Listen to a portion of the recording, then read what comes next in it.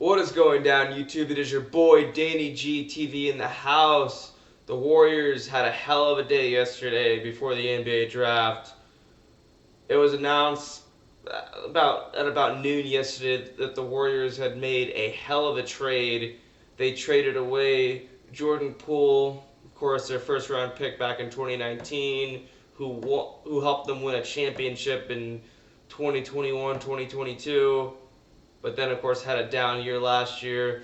The Warriors traded away Jordan Poole to the Washington Wizards for Chris Paul, as well as a 2030 first round pick, 2027 second round pick, and Patrick Baldwin Jr. was also included in that deal. Forget all the logistics about that. But now, that's, of course, recently, about a week after the Washington Wizards traded away Bradley Beal to the Phoenix Suns for Chris Paul. So Chris Paul was only a member of the Washington Wizards for about a week. Obviously, he never played for them or anything. Chris Paul just a couple years ago helped lead the Phoenix Suns to an NBA Finals appearance where they lost to the Milwaukee Bucks.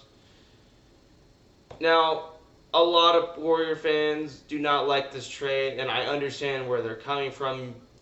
Just the logistics of trading away a player who just turned 24 for a player that's 38 years old and who has had issues with injuries in the past, especially during the playoffs. I understand where they're coming from, but I feel like I'm in the minority here as being one of the Warrior fans that actually does like this trade.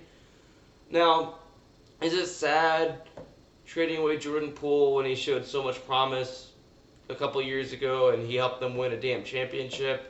And he's arguably the future, of course, but the incident that happened before the season last year with Draymond punching Jordan Poole, Draymond basically said that, we're going to get through this, we're going to play together, but we're not going to have any personal relationship outside of basketball. You can see how that affected the Warriors' team chemistry because Warriors were absolutely horrible on the road last year.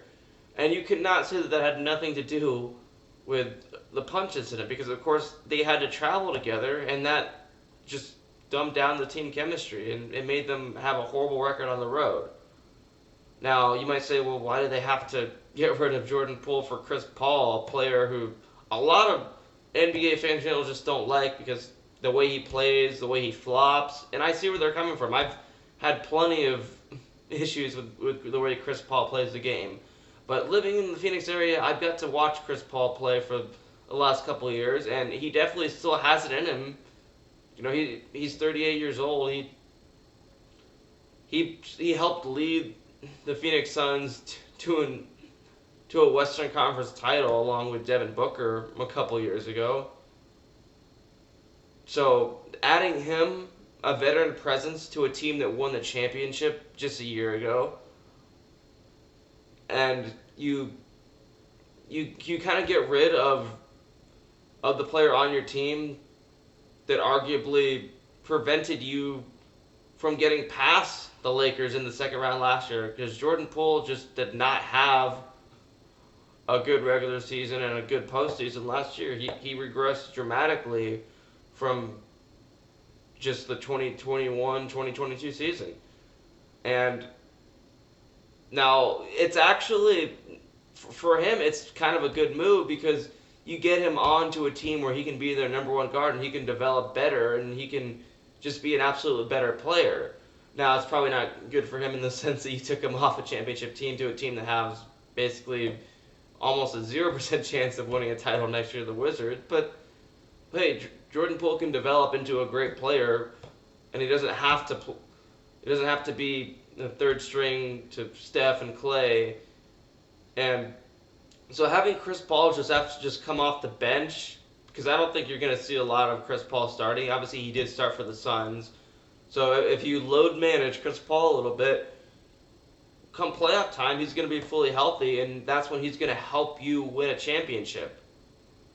Now, the Warriors also, the NBA draft was yesterday, and over 19th overall, they pick Brandin Podziemski, and they did not have to go far for that. He, of course, played at the University of Santa Clara.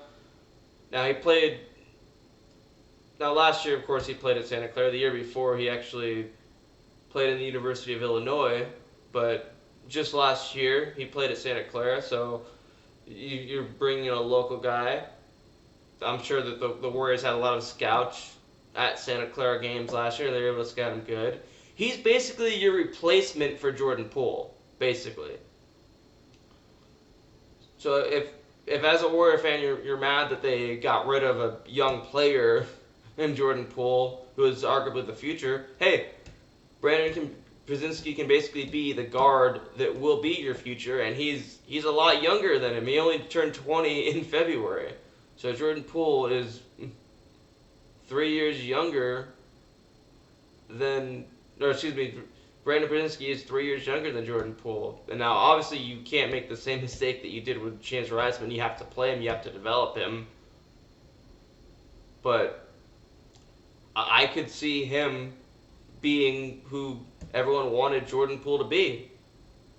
And then in the second round, they draft Trayce Jackson-Davis from the University of Indiana, who's a center/power forward. So there you go. There you got another big man, and hopefully Jonathan Kuminga, we can see a lot more minutes from him, and you can see him turn into a superstar. And I think the Warriors, I think they have a good shot at winning the championship again next year. Hey, and again, I'm in the minority of this. Most people hate this trade. Most Warrior fans absolutely despise this trade, but that's the main reason is because they despise Chris Paul and the way that he sometimes plays the game. But if Chris Paul helps you win a championship next year, then everyone's going to be laughing at how they reacted to this initial trade. So anyway, just wanted to come on here real quick, give my thoughts on that. Looking forward to the Warriors 2023-2024 season. Let's go. Let's bring another championship back to the Bay. Danny G is out. Peace.